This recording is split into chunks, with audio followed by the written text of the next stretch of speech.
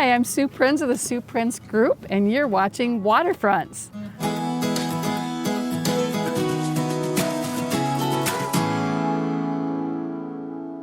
I'm here today on this beautiful day with a really great friend of mine, Jason Jenkins. Jason is with Cross Country Mortgage, and boy, we've done a ton of transactions together. Yes. Yeah, probably over a couple hundred. I would, yeah, over the years, I would agree with that, yeah. Yeah, and I'll tell you what, I've said it before and I'm gonna say it again. My list for preferred lenders is a very short list. And the reason being is, and you would agree with me, it's so complicated and complex, and especially today, in today's market.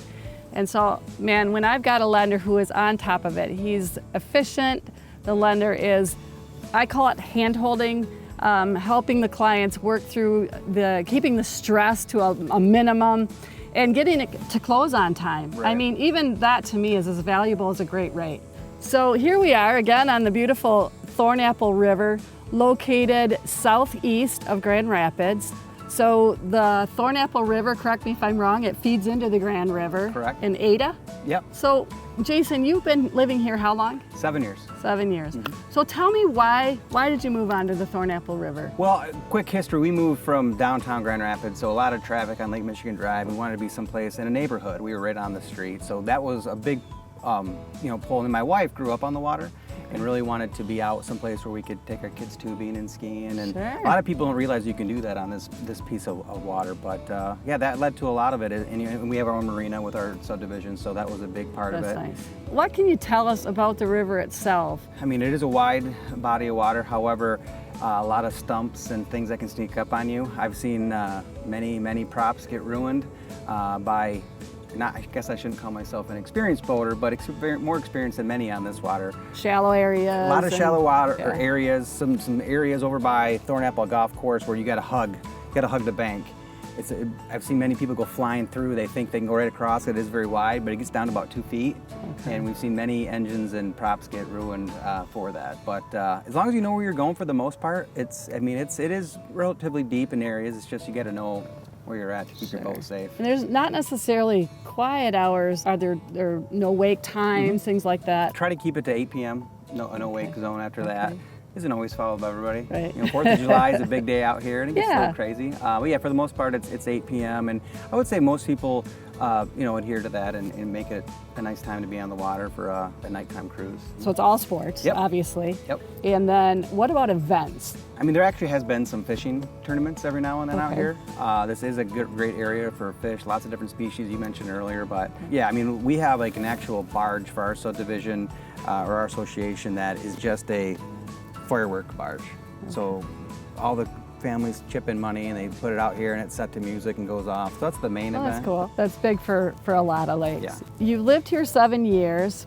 Well, I'm imagining the water changing, right? Yep. So can you tell us a little bit about that? Yeah, I mean, the condition of the water is not the best. This is very brown and I don't know, it's just not the cleanest piece of water around Grand Rapids. Well, that's good information. It's honest. Yeah. So let's talk about fishing. Yes. One of my personal favorites. You know, I like to fish. Yes.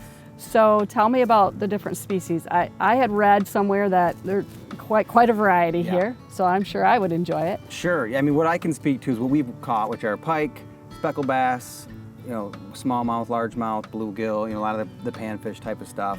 We did have, I believe it was 2 years ago, the biggest pike, I think, in West Michigan was caught right out where we're at, but I can't tell you where. That's kind of where we're at. I can't tell you my spot. I didn't catch it, unfortunately. But that was like a 48-incher, so I mean, that's a big. I do a lot of fishing in Canada, and those usually don't get that kind of size unless you're up there. We were surprised ourselves when we moved here that you could ski, you could jet ski, you could fish, and then what's really nice, we had the golf course right there, and probably the biggest other secret, not really a secret, but JT's Pizza, my favorite personal pizza place here in Cascade Ada, will deliver to the dam.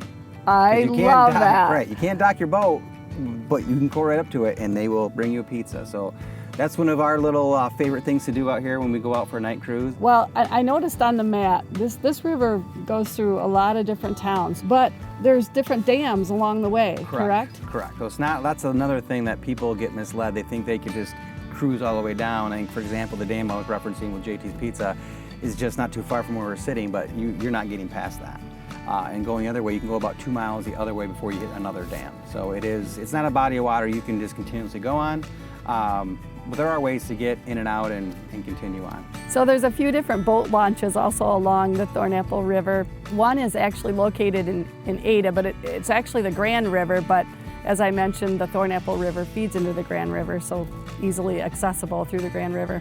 And then one would be in Middleville, right off of East Main, and another is on Irving Road in Hastings. So we've traveled downriver a little bit here, and I found out that this is one of Jason's favorite spots on the golf course. Yes, it is. Yep, it's what is it, par 5? That's a par 5, yep. And so I heard that when you've maybe had a few, this is also a good spot to be picked up by your wife. That may have happened a time or two. It's very convenient to have a pontoon nice and close in case that happens to you. That's awesome. Bringing us back around to kayakers, which we haven't talked about yet. You had mentioned that this is a great spot too for kayakers to come. Obviously it's beautiful. Yeah, so you can sneak back in there a little bit. You've got the tee box for hole 14 right there, so a lot of your higher handicap golfers may not make it over, and kayakers will go in there and find golf balls. I see it happen quite often. You know, we've got the Slalom Course right here. So this is a very popular part of the river. We can't really see it from where we're sitting, but right around that bend, there's actually a sandy beach.